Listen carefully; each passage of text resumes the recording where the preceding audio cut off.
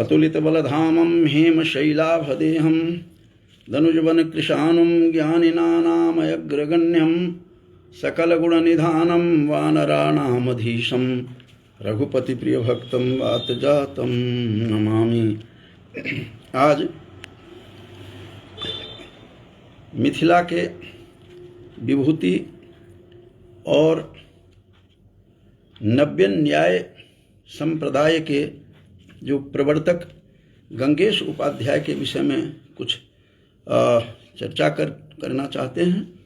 और गंगेश उपाध्याय जितने विख्यात विद्वान थे, जितने विख्यात दार्शनिक थे, जितने प्रसिद्ध और सिद्ध अपने दर्शन शास्त्र में थे, उतना ही इनका जीवन वृत्त लोगों के बीच गुह्य रूप में है, गुप्त रूप में है। क्योंकि प्राचीन काल के लेखकों में यह बहुत ही महत्वपूर्ण उनके साथ जो यह इस प्रकार का स्वभाव था कि अपनी रचना से ही लोगों को मनवाते थे, अपनी रचना के द्वारा ही, रचना कौशल से ही लोगों को अपना परिचय देते थे। कोई इनका परिचय नहीं देते थे, खुद स्वयं का परिचय। इस कारण से गंगेश का परिचय, गंगेश का दर्शन जितना उदार भाव से भरा हुआ है, जितना गांधीर्य है उनके दर्शन में, और जितनी दुरूहता है, जितना गांधीर्य है, उतना ही इनका जीवन वृत्त जो है लोगों के समक्ष नहीं आ पाया, क्योंकि उन्होंने अपना परिचय पूर्ण रूप से कहीं दिया नहीं। इस प्रकार की बातें कही जा रही है। और गंगेश उपाध्याय का मूल रूप से ये मिथिला के थे। और जो कुछ भी मुझे न्याय सिद्धांत मुक्तावली जो है ग्रंथ, उसमें विश्वनाथ भट्टाचार्य का, तो उसकी हिंदी टीका लिखने वाले ज्वाला प्रसाद गौड़ ने संयोगवश कुछ प्रसंग को दिया है उनके परिचय के बारे में। उन्होंने परिचय देते हुए कहा कि जो गंगेश उपाध्याय का जो जन्म हुआ वो मधुबनी के पास मंगरौनी जो गांव बड़ा प्रसिद्ध गांव है, और ब्राह्मणों का विशेष रूप से जो वहाँ श्रोत्रिय ब्राह्मणों का गांव प्रसिद्ध गांव है, और उस गांव का प्राचीन नाम मंगल बनी था, और जिसके कारण से वह मंगरौनी बाद में इनका नाम बिगड़ करके बना। तो उस मंगरौनी गांव में इनका जन्म हुआ था। और तत्व चिंतामणि 12वीं शताब्दी के अंत में रचा गया है, इसलिए इनका भी यही जन्म काल सिद्ध होता है। और इस प्रकार से जो हम देखते हैं इनके समस्त इनके दर्शन को पर जब दृष्टिपात करते हैं तो 10वीं शताब्दी का उत्तरार्ध माना जाता है। और इन्होंने अपने तत्व न्याय, इनका जो अपना मूल ग्रंथ था, उस मूल ग्रंथ की जब इन्होंने रचना की, तत्व चिंतामणि, और इसको रचने के बाद अचंभित हुआ, दर्शन के क्षेत्र में नया उन्होंने लोगों को झकझोर दिया, और दार्शनिक अपने विचारों से लोगों को उन्होंने ज्ञान प्राप्त करवाया। और ये 4 भागों में विभक्त किया गया, जो प्रत्यक्ष, अनुमान, उपमान और शब्द, इस प्रकार से अलग अलग खंडों में इसका उन्होंने निर्माण किया। इस अपूर्व ग्रंथ का प्रत्यक्ष प्रमाण और प्रत्यक्ष खंड दिया, अनुमान खंड, उपमान खंड और शब्द खंड। इस प्रकार से उन्होंने तत्व चिंतामणि जो गजब का इनका ग्रंथ है, उस ग्रंथ में इन्होंने चतुर्विभाग किया, और चतुर्विभाग करके उन्होंने लोगों को दिखाया कि किस प्रकार से यह ग्रंथ की रचना किस प्रकार से होती है। तो इस सारा का सारा उन्होंने अपने ग्रंथ में उन्होंने दिया। और उस ग्रंथ की प्रथम टीका पक्षधर मिश्र ने लिखी थी। जो पक्षधर मिश्र मिथिला के ही बहुत बड़े विद्वान हुए हैं पक्षधर मिश्र। और मिथिला के विद्वान के साथ साथ इन्होंने अपने इनका नाम मूल रूप से जयदेव था, लेकिन पक्षधर मिश्र के नाम से प्रसिद्ध हुए। और सबसे प्रथम जो टीका लिखी उन्होंने, तो सबसे प्रथम टीका लिखने वाले इस तत्व चिंतामणि पर, जो 4 भागों में विभक्त है, तो इन्होंने ही पक्षधर मिश्र ने ही इसका प्रारंभ किया। उसके बाद तो पूरा का पूरा समुदाय लग रहा है कि जुड़ गया उसमें, इतने टीकाकार हुए।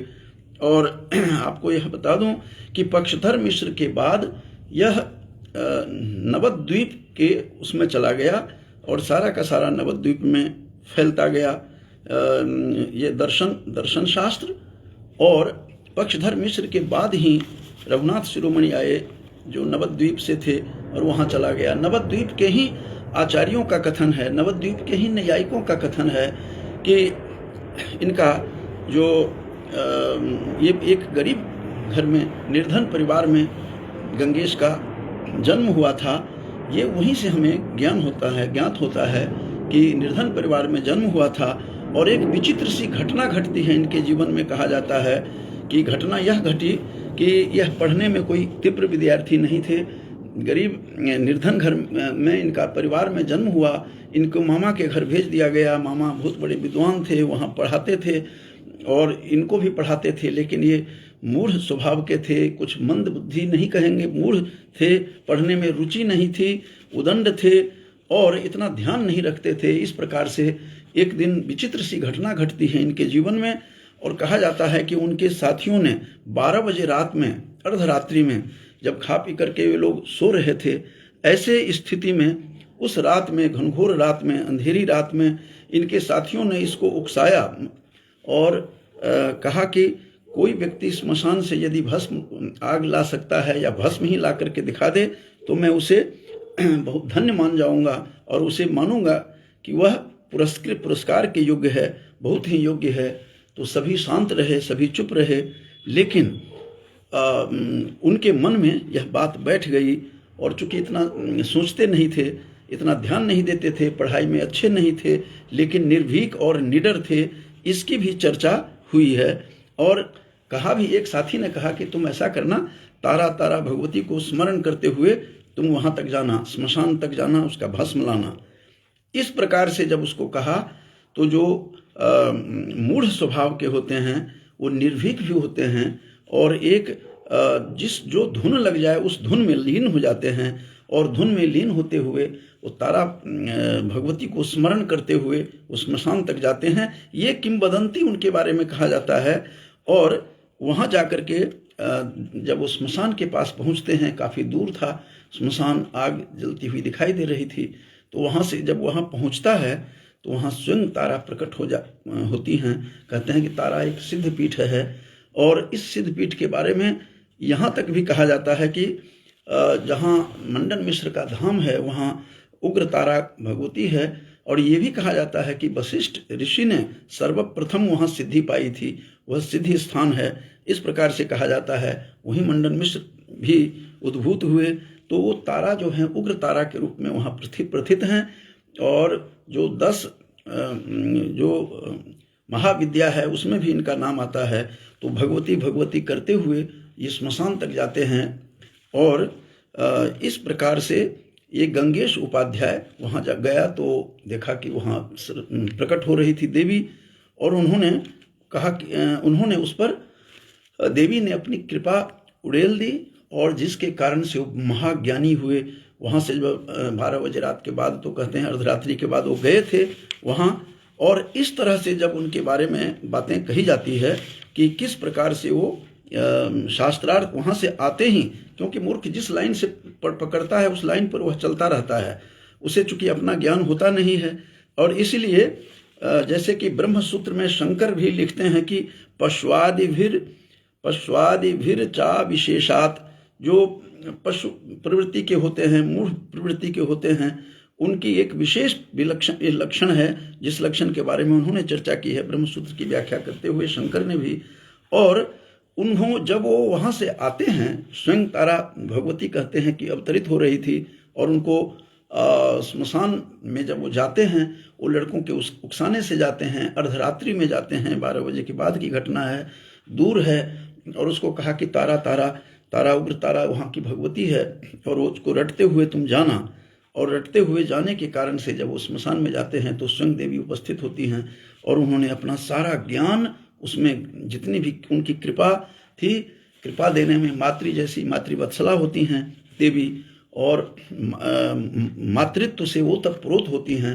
वो समझ गई कि यह मूढ़ बालक है, लड़कों ने उकसाया है, और वहाँ दे करके सब कुछ, और वह विलीन हो जाती हैं। फिर वहाँ से जब वो लौटते हैं तो उनके मामा ने सबसे पहले कहा कि तुम गो हो, बैल हो, तुम कहाँ थे, तुम रात भर कहाँ थे? लोगों ने सोचा इसको समाप्त मार दिया हो गया, रात में गया है, कोई खा लिया होगा, कोई हिंसक पशु, इस प्रकार से लोग सोचते रहे। तो उनके मामा ने कहा कि तुम बैल हो क्या?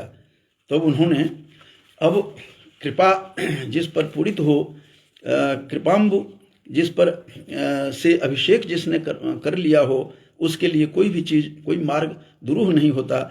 तब जाकर के उन्होंने दार्शनिक भाषा में प्रयोग किया कि मैं गो हूँ, मैं बैल हूँ, किंग गवि गोत्व मुता गवि गोत्वम, वो बोलता है वह बालक, अचंभित किया लोगों को। चेद गवि गोत्व मनर्थक में तत् भवद अभिलषित मगोरपि गोत्वम भवत्यपि संप्रति गोत्वम, भवत्यपि संप्रति गोत्वम। यदि मेरे में गो है, गोत्व है, धर्म है, जबकि मैं मनुष्य हूँ, ये जो गोत्व जो है भाव, ये एक मनुष्य में कैसे हो सकता है? यदि मैं हूँ तो आप भी हैं। भवत्यपि संप्रति गोत्वम। मामा उसके विद्वान थे, अचंभित हुए। फिर प्रातःकाल उसके साथियों ने पूछा, उन साथियों को भी यही जवाब दिया, किंग कवि गोत्व मुता गवि गोत्वम चेद गवि गोत्व मनर्थक में तत् भवद अभिलषित भगोरपि गोत्वम भवत्यपि संप्रति गोत्वम। तो तुम लोगों में भी यही गोत्व धर्म यदि मेरे में है तो तुम लोगों में है। इस प्रकार से जो उनका इस प्रकार से उपाध्याय जी को, जो गंगेश उपाध्याय थे, गंगेशोपाध्याय के नाम में मिथिला के विद्वान थे और प्रवर्तक थे, वो नव्य न्याय के प्रवर्तक के रूप में माने गए हैं। और नवीन धारा उन्होंने दी है, जो सूत्र गौतम ने दिया, उस सूत्र को एक नई धारा के साथ उसने किया। और इस प्रकार से कहते हैं कि वो अतिशय प्रसिद्ध हुए इस जगत में, और नव्य न्याय के दर्शन के क्षेत्र में उस जैसा विद्वान दुर्लभ होगा। और उन्होंने कितने लोगों को, कितने पैदा किए, उन्होंने विद्वानों को पैदा किया। तत्व चिंतामणि जो ग्रंथ था, उस पर सर्वप्रथम पक्षधर मिश्र ने ही इस पर टीका लिखी। पक्षधर मिश्र का नाम जयदेव मिश्र था। उनके बारे में भी कहा जाता है कि वो अपने हरिदेव उनके चाचा थे, और उनके वो विद्यार्थी थे। उनके पिताजी पूना में जाकर के वो पराजित हुए थे। इस प्रकार से पक्षधर मिश्र के बारे में भी कहा जाता है कि ये उन्होंने प्रण लिया था, माँ के गर्भ में थे, जब इनके पिताजी पूना में जाकर के किसी हंस भट्ट नाम के विद्वान से शास्त्रार्थ में और विशेष रूप से अद्वैतवाद में वो पराजित हुए थे। उनके पिता लौट करके नहीं आए। शिष्यों से कहा कि जाकर मेरी पत्नी को बता देना। पत्नी का मतलब यहाँ पर है पक्षधर मिश्र के माँ को संवाद भेजा।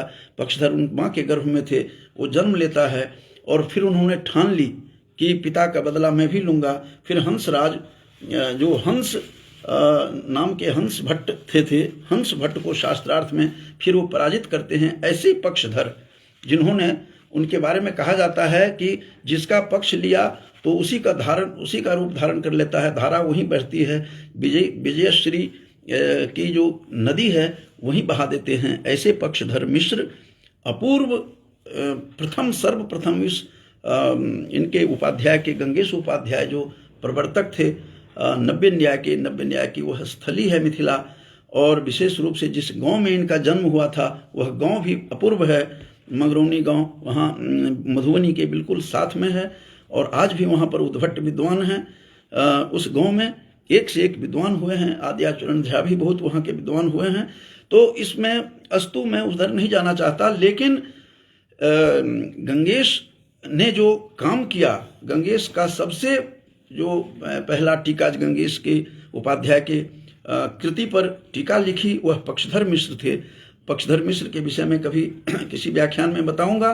तो तब उनके शिष्य हुए रुद्रदत्त, वासुदेव, सार्वभौम, रघुनाथ शिरोमणि। रघुनाथ शिरोमणि पक्षधर के अनन्य शिष्य भी हुए हैं, और वे नवद्वीप के थे, जो आज ये जो बंगाल में था, और नवद्वीप में ही यह प्रथा वहाँ चली जाती है। मिथिला से वहाँ गंगा फिर वही उधर जाकर के नव्य न्याय की, ये नवीन न्याय था। इसमें अलग अलग अवच्छेद्य अवच्छेदक का प्रयोग ज़्यादा होता है। मैं इस पहले भी बताया था कि मेरे गांव में, जिस गांव में हूँ वो विद्वानों का गांव है। 21 आचार्य उस जमाने में होते थे, जो मैंने भी बहुतों को देखा है। 300 वर्ष पूर्व से विद्वान रहे हैं।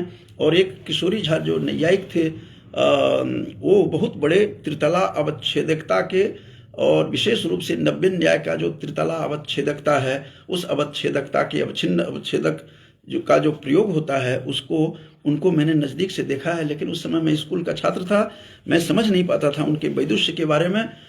और वो इस प्रकार से जो अवच्छेदकता का जो यह त्रितला का प्रयोग करते थे, त्रितला अवच्छेदकता का प्रयोग करते हुए देखा है। तो इस प्रकार से ये परंपरा उन्होंने ही डाली थी। पक्षधर मिश्र के शिष्य रघुनाथ शिरोमणि थे, जो नवद्वीप बंगाल के थे। बाद में यह बंगाल में पसर गई यह दर्शन की प्रथा।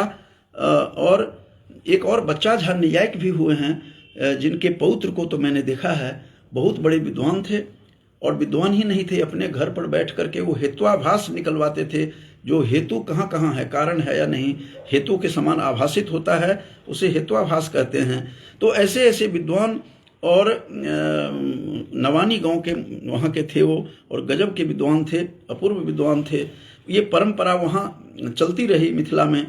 तो कितने पक्षधर मिश्र उपाध्याय की प्रथम टीका के बाद कौन कौन आए, फिर मैं दोहरा देता हूँ कि रुद्रदत्त थे, वासुदेव थे, वासुदेव सार्वभौम, रघुनाथ शिरोमणि, शशधर, शितिखंड, हरिदास, प्रगल्भ, विश्वनाथ भट्टाचार्य बहुत बड़े स्कॉलर थे इस स्कूल ऑफ नव्य न्याय के।